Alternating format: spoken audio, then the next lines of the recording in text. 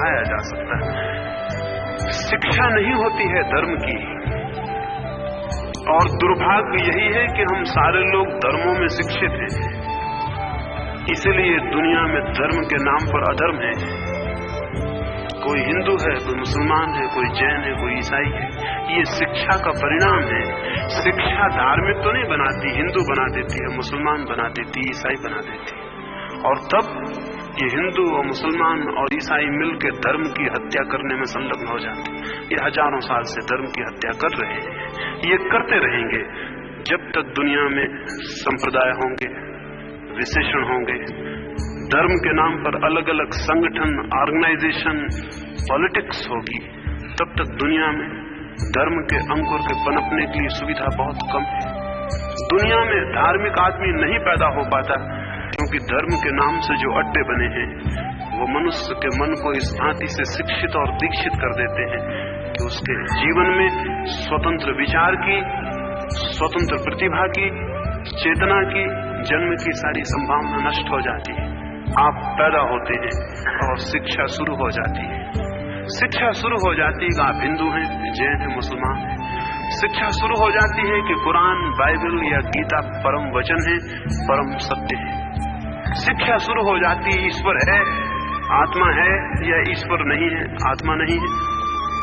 Soviet रूस में शिक्षा वो देते हैं, ईश्वर नहीं है। 20 करोड़ लोग उन्होंने शिक्षित करने की कोशिश की है नास्तिकता में। दूसरे मुल्क हैं, वहां हम शिक्षित कर रहे हैं लोगों को धर्मों के लिए, उन्हें रटवा रहे हैं, याद करवा रहे हैं। फिर ये बातें हमारे मन में बैठ जाती हैं, फिर इनको हम दोहराने लगते हैं और सोचने लगते हैं यही सत्य है। शास्त्र हमारे भीतर से बोलने लगते हैं और हम सोचते हैं हम बोल रहे हैं। संप्रदाय बोलने लगते हैं, हम सोचते हैं हम सोच रहे हैं। अगर मैं आपसे पूछूं ईश्वर है, तो आपके मन में, अनेकों के मन में उठेगा है, लेकिन आप विचार करना, ये है आपका है या सिखाया हुआ? या आपको समझाया गया है, सिखाया गया है, या आपने जाना? अगर आप ऐसे घर में पैदा हुए हैं, ऐसे धर्म में जो ईश्वर को नहीं मानता, जैसे आप अगर जैन हैं या बौद्ध हैं, तो अगर मैं पूछूं क्या ईश्वर है, तो आपके मन में उठेगा ईश्वर नहीं है, आत्मा ही है। क्यों? क्या आप जानते हैं ईश्वर नहीं है? नहीं, आपको सिखाया गया कि ईश्वर नहीं है। दुनिया में कुछ भी सिखाया जा सकता है और कुछ भी प्रचारित किया जा सकता है, कुछ भी मनों में भरा जा सकता है। अबोध मन बच्चों के होते हैं, कोई भी बात डाली जा सकती है। डाला जा सकता है ईश्वर है, डाला जा सकता है ईश्वर नहीं है। समझाया जा सकता है ईश्वर के 4 हाथ हैं, 4 सिर हैं, या कुछ और समझाया जा सकता है। ये हमारे मन में बहुत गहरे बैठ जाएगा। ये शिक्षा आपको आत्मज्ञान जानने में बाधा हो जाएगी, क्योंकि इसके कारण आप कभी स्वतंत्र चिंतन करने में समर्थ न होंगे। आपका चिंतन हमेशा इसी शिक्षा से शुरू होगा और इसी शिक्षा को सिद्ध करके समाप्त हो जाएगा।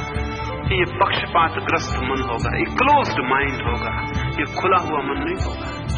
ये खोज नहीं सकता। खोज के लिए खुला और मुक्त मन चाहिए। जानने के लिए, ज्ञान के लिए जंजीरें और दीवालें नहीं चाहिए। जानने के लिए पक्षपात नहीं चाहिए, प्रेजुडिस नहीं चाहिए, कोई मत, कोई सिद्धांत नहीं चाहिए। जिज्ञासा जब मुक्त होती है तो सत्य तक ले जाती है, और जिज्ञासा जब बंध जाती है तो सत्य तक नहीं, केवल मत तक, सिद्धांत तक, संप्रदाय तक ले जाकर समाप्त हो जाती है। अभागे हैं वे लोग जो सिखाए हुए धर्म को ही धर्म समझ के समाप्त हो जाएंगे, और धन्यभागी हैं वे लोग जो उस धर्म को जान सकेंगे जो अनसीखा है और कभी सिखाया नहीं जा सकता, जिसे कोई सिखा नहीं सकता, जिसे अपने भीतर उखाड़ना और खोजना पड़ता है। इसलिए किसी की भी शिक्षा, ये नहीं कहता कि महावीर की या मोहम्मद की या कृष्ण की या क्राइस्ट की, किसी की भी शिक्षा घातक है, शिक्षा नहीं। क्योंकि शिक्षा आती है बाहर से, शिक्षा कोई और देता है, कोई और सिखाता है हमें, और वो शिक्षा हमारे मन में जाके स्मृति बन जाती है। तोते की भांति हम उसे याद कर लेते हैं। एक छोटे बच्चे को हम कहें ईश्वर है, वो क्या समझेगा और क्या जानेगा? और फिर हम साथ में ये भी कहें कि ईश्वर को जो नहीं मानता वो नरक में भेजा जाता है, छोटा बच्चा भयभीत हो जाएगा। और फिर हम उसे ये भी कहें कि जो ईश्वर को मानता है, स्वर्ग में ईश्वर उसे बड़े सुख देता है, उसका लोभ पकड़ लेगा।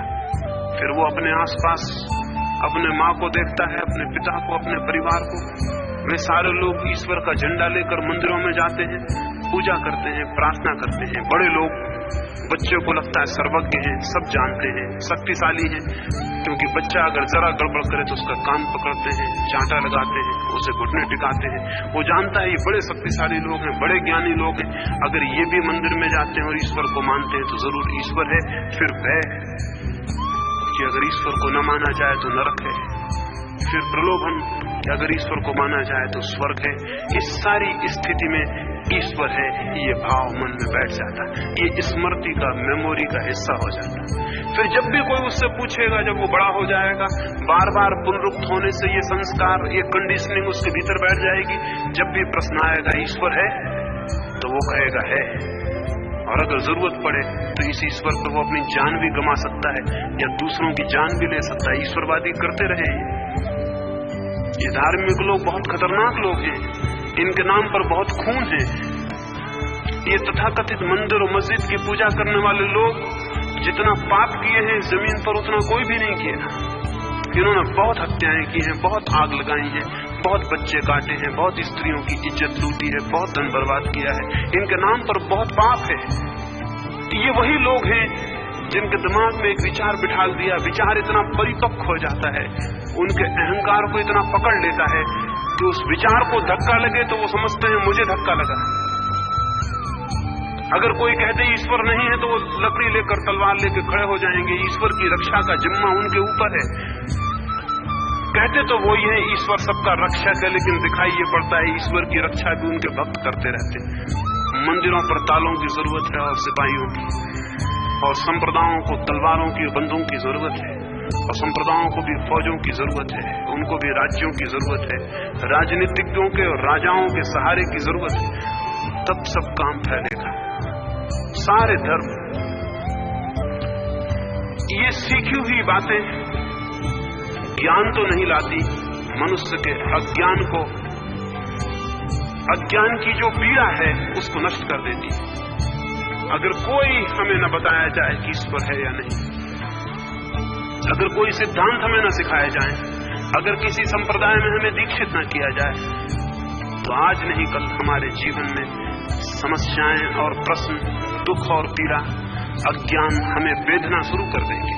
वे हमें पीड़ा देना शुरू कर देंगे, उनकी चिंता हमें सताने लगेगी और हमें लगेगा क्या है इस जीवन का अर्थ, क्या है प्रयोजन, क्यों है हम, क्यों है हमारी सत्ता, कौन हूं मैं। ये प्रश्न किसी के सिखाने के नहीं है, ये तो जीवन की पीड़ा और जीवन का अनुभव उठा देगा। और जब कोई बंधे बंधाए उत्तर न हो तो फिर क्या करेंगे? बंधे बंधाए उत्तर, रेडीमेड उत्तर बड़े खतरनाक हैं। समस्या उठती है, उत्तर वहीं के वहीं तृप्त कर देता है कि ईश्वर तो है, भाग्य तो है, ईश्वर ने सब लीला कर रहा है, उसकी लीला से ये सब हो रहा है। अगर गरीब हैं तो पुराने जन्मों के कर्मों से गरीब हैं, और अगर अमीर हैं तो पिछले जन्मों के पुण्यों का फल। सारी बातें तैयार हैं, कोई भी समस्या उठती है सब उत्तर तैयार है। इसलिए कोई भी समस्या जीवन को कपा नहीं पाती, जीवन को पीड़ा नहीं दे पाती, जीवन में संताप और चिंता नहीं पैदा कर पाती, जीवन में घबराहट, एक बेचैनी, एक अशांति, खोज की एक प्यास पैदा नहीं हो पाती, क्योंकि शिक्षा बंधे बंधाए उत्तर दे देती है और मामला समाप्त हो जाता है। उदार उत्तर वास्तविक प्रश्न की छाती पर बैठ जाते हैं और नष्ट कर देते हैं। समस्या होना जरूरी है, समाधान से ज्यादा महत्वपूर्ण समस्या है, उत्तर से ज्यादा महत्वपूर्ण प्रश्न है। बंधे बंधाए शास्त्रों से ज्यादा महत्वपूर्ण स्वयं की समस्या है, मगर शास्त्र उसकी हत्या कर देंगे। एक पीड़ा उठेगी मन में कि मैं जानूं कि मैं कौन हूं, क्यों हूं, और उत्तर तैयार है, वो इस पीड़ा को पहुंच के समाप्त कर देंगे और कहेंगे क्या जानने की बात है। महावीर सर्वज्ञ हुए, उन्होंने सब बता दिया है। बुद्ध भगवान हुए, उन्होंने सब बता दिया है। मोहम्मद पैगंबर थे खुदा के, उन्होंने जो कह दिया उसके आगे कुछ कहने को नहीं, सब लिखा है, पढ़ लो। समझ लो, याद कर लो, जानने की तुम्हें क्या जरूरत है। दुनिया भर के बुद्धि के लिए कुछ ठेकेदारों पर हमने सब जुम्मा छोड़ दिया है और हम सोचते हैं उन्होंने हमारे लिए सब चिंतन कर लिया और सब जान लिया। इस भांति अगर हम अबुद्धि में गिर गए हों और अगर ज्ञान में खड़े रह गए हों तो कोई और जिम्मेवार नहीं है। जिम्मेवार हम हैं, जिम्मेवार मैं हूं, जिम्मेवार आप हैं। हम अपनी बुद्धि को उधार दिए हुए हैं और इसी को हम कहते हैं शिक्षा। नहीं, धर्म के लिए कोई शिक्षा नहीं होती, साधना होती है। धर्म के लिए उत्तर नहीं होते, प्रश्न होते हैं। धर्म के लिए समाधान नहीं होते, समस्या होती है। समस्या में जीना जरूरी है और दूसरों के उत्तरों को फेंक देना जरूरी है। अपनी समस्या में जिए, अपनी समस्या में, और तब आप पाएंगे कि कठिन है, तपस्या है। अपनी समस्या में जीना बड़ी कठिन बात है। अपने प्रॉब्लम के साथ जीना बड़ी कठिन बात है, क्योंकि वो चैन न लेने देगा, वो कांटे की तरह चुभेगा, वो प्राणों में सूल की भांति बिंधा रहेगा जब तक कि उत्तर न आ जाए। तब तक वो सताएगा, तब तक वो पीड़ा देगा और वो पीड़ा आपको उठाएगी, वो पीड़ा आपको खोज में भेजेगी, वो दुख आपको दुख के निरोध के मार्ग पर ले जाएगा। लेकिन हम तो सब शिक्षित लोग हैं, हम तो सब जानते हैं, हम तो सब शास्त्रों से भरे हैं। यही तो पीड़ा है, यही तो कठिनाई है, यही तो बड़ी बाधा है। एक जगह में गया था, एक छोटे बच्चों का अनाथालय था। वहां मुझे उन्होंने कहा कि हम इन्हें धर्म की शिक्षा देते। मैं थोड़ा चौंक जाता हूं जब कोई कहता है धर्म की शिक्षा। फिर पीछे शिक्षा आयोग बैठा हुआ है, उन्होंने मुझे बुलाया, कुछ गलती से बुला लिया होगा। वो धर्म की शिक्षा देने के लिए विचार करते थे, मुझे भी भूल से उन्होंने बुला लिया। वो कहने लगे कि धर्म की कैसे शिक्षा दी जाए ये आप बताइए। मैंने कहा मैं तो ये चाहता हूं कि धर्म की जितनी शिक्षा दी गई है वो छीन ली जाए। दुनिया में सारे लोगों के मस्तिष्कों से धर्म अलग कर दिए जाएं, मस्तिष्क मुक्त हो, मनुष्य सोच सके, इसकी कृपा करें। और वो तो विचार करने बैठे थे गीता कैसे पढ़ाई जाए, स्कूल में कुरान कैसे पढ़ाया जाए। फिर ये दुनिया गड़बड़ नहीं होनी चाहिए। लेकिन जिसको आप धर्म की शिक्षा कह रहे हैं वो हजारों साल से दी जा रही है। वे किताबें हैं और वे ग्रंथ और वे बातें हजारों साल से लोगों को रटाई जा रही हैं। और दुनिया इससे बदतर और क्या हो सकती जो है, इससे ज्यादा करप्टेड, इससे ज्यादा सड़ी हुई कोई समाज, कोई संस्कृति, कोई सभ्यता हो सकती है जो हमारी है। 5000 साल के बाद हम कीड़े मकोड़ों की तरह जी रहे हैं। 5000 साल की शिक्षा के बाद भी वही हिंसा, वही घृणा, वही एक दूसरे की छाती पर छुरा भोंक देने की इच्छा, वही सब हमें मौजूद है। उससे कोई फर्क नहीं पड़ा। अब मनुष्य वैसी का वैसा है और फिर भी आप ख्याल करते हैं कि शिक्षा दें और गीता पिलाएं और कुरान और बाइबल और इनको सिखाएं। बहुत आश्चर्यजनक है। उस बच्चों के स्कूल में मैं गया, वहां भी मैं परेशान हुआ। उन्होंने कहा हम धर्म की शिक्षा देते हैं। मैंने कहा कि ये बात ही अजीब लगती है, फिर भी मैं समझूं क्या शिक्षा देते हैं। उन्होंने कहा हम इन बच्चों को सब बातें सिखाते हैं, आप कुछ भी पूछिए ये उत्तर देंगे। मैंने कहा आप ही पूछे, मैं सुनूं। उन्होंने पूछा आत्मा है? उन सारे बच्चों ने हाथ उठा दिए कि है। छोटे छोटे बच्चे, मुझे बड़ी दया मालूम होने लगी, ये तो बड़ा अनाचार हो गया। छोटे छोटे बच्चे जिन्हें आत्मा का कोई पता नहीं, वो कहने लगे है ये बूढ़े हो जाएंगे और हाथ इनके ऐसे हिलते रहेंगे और कहेंगे है, और इन्हें कुछ भी पता नहीं, इन्हें कुछ भी पता नहीं। वो बचपन में सिखाया गया ख्याल बुढ़ापे तक हाथ हिलाते रहेंगे ये क्या है। जब भी कोई पूछेगा आत्मा है, ये हाथ उठा देंगे। उन बच्चों को देखता हूं, आपको देखता हूं, कोई बहुत फर्क थोड़ी पाता हूं।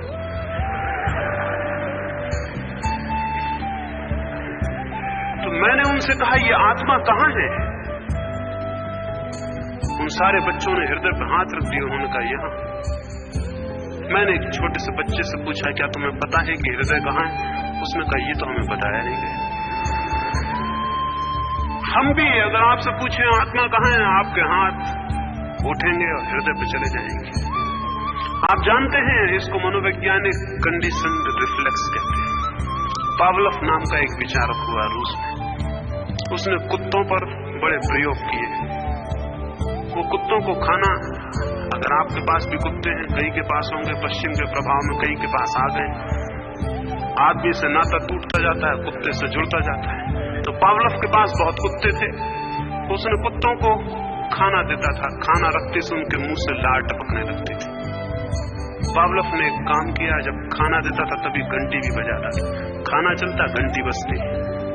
कुत्तों के मन में घंटी और खाने के बीच संबंध जुड़ गया। कुछ दिनों तक ऐसे ही चला, महीने 2 महीने, फिर पावलोव ने रोटी देनी बंद कर दी, सिर्फ घंटी बजाई, कुत्तों की लार टपकने लगी। यह कंडीशनड रिफ्लेक्स, एक आदत हो गई। आपसे पूछें आत्मा है, आप कहते हैं सिर हिल जाता है, ये कंडीशनड रिफ्लेक्स है। ये कुत्ते घंटी की आवाज पर लार टपका रहे हैं। आपसे पूछें आत्मा कहाँ है, हाथ यहां चला जाता है, ये कंडीशनड रिफ्लेक्स है। ये केवल एक आदत है जो बार बार दोहराने से पैदा हो जाती है। इसमें कोई मामला नहीं, ये कोई ज्ञान नहीं है। आपसे आपके मन में उठता है कि परमात्मा तो ऊपर आकाश की तरफ देखने लगे, आप पागल हो गए हैं। परमात्मा छप्पर की तरफ है कि नीचे है कि आसपास है, लेकिन जब भी कोई आदमी प्रार्थना करता है तो ऊपर की तरफ हाथ उठाता है। ये कंडीशन रिफ्लेक्स है, ये ख्याल बैठा दिया गया दिमाग में कि परमात्मा ऊपर है। क्यों? नीचे क्यों नहीं है? दाएं बाएं क्यों नहीं है? ऊपर क्यों है? एक मुसलमान है तो वो काबा की तरफ हाथ जोड़ के खड़ा हो जाता है, एक हिंदू है तो सूरज की तरफ हाथ जोड़ के खड़ा हो जाता है। ये सब कंडीशन रिफ्लेक्स सिखाई गई बातें हैं, ये कोई ज्ञान नहीं है। स्मृति में कुछ बातें डाली जा सकती हैं, बिठाई जा सकती हैं, बैठ जाने पर वो सक्रिय हो जाती है और फिर व्यक्ति उन्हीं के घेरे में जीवन भर घूमता रहता है, उनसे कभी मुक्त नहीं हो पाता। धर्म का ज्ञान, धर्म का अनुभव किन्हीं की शिक्षाओं से नहीं होता, वरन सबकी शिक्षाएं छोड़ देने से होता है, सबके शास्त्र भूल जाने से होता है। जो भी सीखा है उसे अनलर्न करना होता है, उसे भूलना होता है, छोड़ना होता है। मेरे पास लोग आते हैं, वो पूछते हैं कि हम क्या करें। मैं कहता हूं कृपा करें, कुछ थोड़े भूलने की कृपा करें, कुछ दया करें, थोड़ा भूलें। आप काफी जानते हैं, इस जानने को थोड़ा छोड़ें, थोड़े अज्ञानी बने, थोड़ा ज्ञान से मुक्त हों। अज्ञान बड़ी अद्भुत बात है, ज्ञान नहीं, क्योंकि झूठा ज्ञान जो वस्तुतः आपने नहीं जाना है वही सुसाइडल सिद्ध होगा, वही आत्मघाती सिद्ध होगा। नहीं, छोड़ें उस ज्ञान को जो आपने नहीं जाना। कभी किसी क्षण में विचार करते हैं, किसी एकांत क्षण में, किसी मौन क्षण में कभी सोचा है कि क्या मैं जानता हूं? परमात्मा, आत्मा, स्वर्ग, नरक, भाग्य, प्रारब्ध, पुनर्जन्म, क्या मैं जानता हूं? बहुत से प्रश्न इसी संबंध में कि प्रारब्ध होता है या नहीं, पुनर्जन्म होता है या नहीं। अगर भाग्य सत्य है तो फिर हमारे करने से क्या होगा? कितनी योनियां होती हैं? 84 करोड़ होती हैं या कितनी होती हैं? ये सब प्रश्न हैं, थोड़ा विचार करें, इसमें से क्या आप जानते हैं? अगर मौन क्षण में थोड़ा भी समझने की कोशिश की तो ख्याल में आएगा ये सब सिखाया गया है, ये हमारा जानना नहीं है। फिर जो सिखाया गया है उसको ही जानने की तरह जो ढोता है वो बोझ ढो रहा है।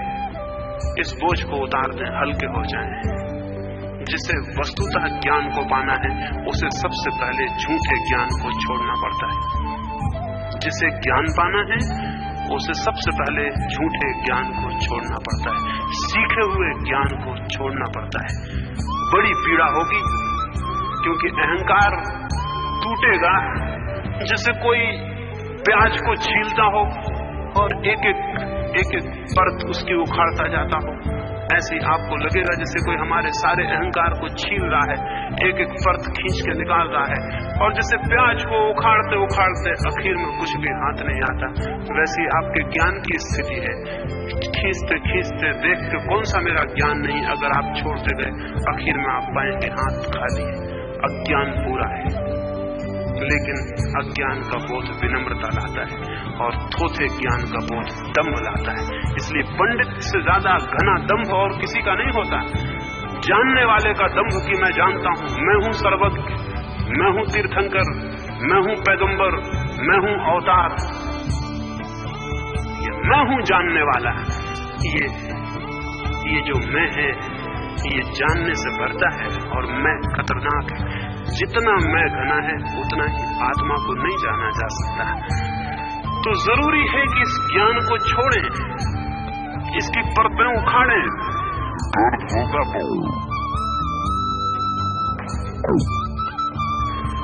इसकी परतें उखाड़ें, दर्द होगा बहुत। कपड़े उतारने जैसा नहीं, चमड़ी उतारने जैसा दर्द होगा। कपड़े तो हम रोज बदल लेते हैं, चमड़ी भी रोज बदलती जाती है, हमें पता नहीं चलता है, रोज बदलती जाती है। जो चमड़ी आपके पिछले वर्ष थी इस वर्ष नहीं है, और 7 वर्षों में तो सब बदल जाता है, आदमी का सब सामान बदल जाता है, वो भी बदल रही है। लेकिन मन की जो खोलें हैं वो नहीं बदलती, उनको उखाड़ना बड़ी पीड़ा होगी। जैसे हमारे प्राण ही छीने जा रहे हैं। क्यों? क्योंकि थोथा अज्ञान हटेगा तो भीतर डर लगेगा कि मैं तो अज्ञानी हूं। अज्ञानी होने में भय मालूम होगा, लेकिन इस भय को सहना ही साहस है, और सत्य के लिए साहस की परीक्षा चुकानी पड़ती है। जो अज्ञान में खड़ा हो जाए, जिससे ये स्पष्ट दिखाई पड़ने लगे कि मैं कुछ भी नहीं जानता, जिसे स्पष्ट दिखाई पड़ने लगे कि ये आवाजें दूसरों की हैं जो मेरे भीतर गूंज रही हैं, मैं केवल एको कर रहा हूं, प्रतिध्वनि कर रहा हूं। जैसे पहाड़ के पास कोई चिल्लाए। हम एक पहाड़ के पास गए, कुछ मित्र मेरे साथ थे, बहन मेरे साथ थी, उन्होंने जोर से कोयल की आवाज की तो पहाड़ से कोयल की आवाज आई। फिर हम लौटने लगे तो उन्होंने कहा कितनी अद्भुत पहाड़ी थी। मैंने उनसे कहा हर आदमी ऐसे ही है, दूसरों की आवाजें, हम तो इकोइंग पॉइंट है, हम तो दोहराते हैं। कृष्ण ने गीता कही होगी और हम इको कर रहे हैं, हम प्रतिध्वनि कर रहे हैं। महावीर ने वचन कहे होंगे, हम इको कर रहे हैं। क्राइस्ट ने कुछ कहा होगा, हम इको कर रहे हैं, हम दोहरा रहे हैं। हमारे होने की जरूरत क्या है? पहाड़ियां काफी हैं दोहराने को, हमारे होने की कौन सी आवश्यकता है? हमारी कोई अपनी निज सत्ता ही नहीं है, हम केवल दोहराने वाले हैं। सुबह से उठ के गीता दोहराते हैं, फिर अखबार दोहराते हैं, वो आजकल की गीता है, वो पुरानी गीता है, फिर कुछ और दोहराते हैं, फिर रेडियो सुनते हैं और दिन रात दोहराते हैं। और जानना रत्ती भर भी नहीं है। ज्ञान के लिए अज्ञान में खड़ा होना जरूरी है, सारे थोथे ज्ञान को छोड़ देना जरूरी है। फिर क्या होगा? मुझसे लोग पूछते हैं फिर क्या होगा जब हम अज्ञान में खड़े हो जाएंगे। कभी आपने आग में खड़े होकर देखा? क्या होगा अगर आपको आग में खड़ा कर दिया जाए? आप पूछेंगे मुझसे, अगर आपको आग में खड़ा कर दें, आप मुझसे पूछेंगे क्या होगा? नहीं, पूछने की आपको फुर्सत नहीं होगी, आप कूदेंगे और आग के बाहर हो जाएंगे। अज्ञान की अग्नि और भी ज्यादा पीड़ादायी है, और भी ज्यादा पीड़ादायी, और भी जलाने वाली, लेकिन थोथा ज्ञान बचाए रखता है उस पीड़ा से। अज्ञान में खड़े हो जाएं और देखें आप में एक क्रांति घटित होगी। जिस दिन आप समस्त थोथे ज्ञान को जान पाएंगे मेरा नहीं है, ये सब घंटी बजी और लाट टपकी वाला ज्ञान है, ये ज्ञान मेरा नहीं, सीखा हुआ है, ये लर्निंग है, नॉलेज नहीं, ये मेमोरी है, स्मृति है, ज्ञान नहीं। जिस दिन आपको लगेगा आप अज्ञान में खड़े होंगे, और अज्ञान में खड़े होने से बड़ी कोई पीड़ा नहीं है, और वो पीड़ा आपके भीतर शक्ति को जन्म देती, वो चैलेंज बन जाती, चुनौती बन जाती कि अब मैं कुछ करूं। तब फिर आप ऐसे प्रश्न नहीं पूछेंगे कि 84 करोड़ योनियां होती हैं या नहीं, आदमी मर जाता है तो कितनी देर जिंदा रहता है और फिर स्वर्ग जाता है कि नरक जाता है, कितनी देर रुकता है और फिर नया जन्म होता है, ये फिर आपके प्रश्न में होंगे। तब आपकी समस्या कुछ और होगी, कुछ और। मैंने सुना है तिब्बत में था मिलरेपा नाम का एक फकीर, एक व्यक्ति उसके पास गया, रिवाज था कि जो भी जाए वो 3 बार परिक्रमा करे गुरु की, फिर 3 बार नमस्कार करे झुक के, फिर निवेदन करे समय पाकर अपने प्रश्न को। बहुत से शिष्य इकट्ठे थे, एक नया शिष्य पहुंचा मारपा, उसने ना तो 3 चक्कर लगाए मिलरेपा के, न 3 बार झुक के प्रणाम किया, जाया गया जोर से गुरु के कंधे पकड़ लिए और कहा कि मुझे कुछ पूछना है। गुरु ने कहा कैसे ना समझो, कैसे अशिष्ट, तुम्हें यह भी पता नहीं कि अभी मैं दूसरों को उत्तर दे रहा हूं। तुम्हें ये भी पता नहीं कि 3 परिक्रमा लगानी चाहिए, 3 बार प्रणाम करना चाहिए। उसने कहा सब मुझे पता है, लेकिन जो आग में खड़ा हो वो औपचारिकता नहीं निभा सकता। मैं बाद में परिक्रमा लगा लूंगा, 3 की जगह 300 और 300 बार पैर पड़ लूंगा,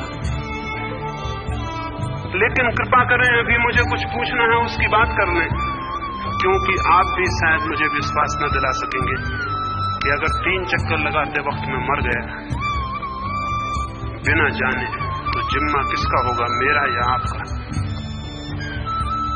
और अगर 3 बार पैर पड़ते वक्त मैं समाप्त हो गया और मेरी सांस टूट गई और मैं बिना जाने मर गया, तो कौन होगा इसका जिम्मेवार, मैं या आप?